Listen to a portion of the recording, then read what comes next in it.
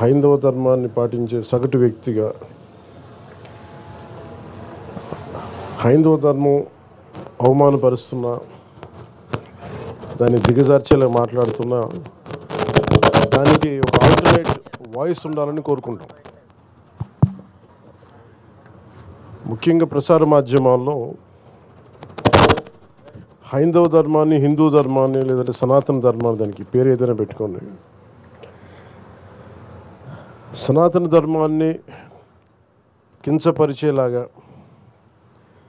రకరకాల వ్యాఖ్యలు ప్రసార మాధ్యమాల్లో ఉన్నప్పుడు దానిని నిలబెట్టి దాని పక్షాన మాట్లాడే ప్రసార మాధ్యమాలు చాలా తక్కువ.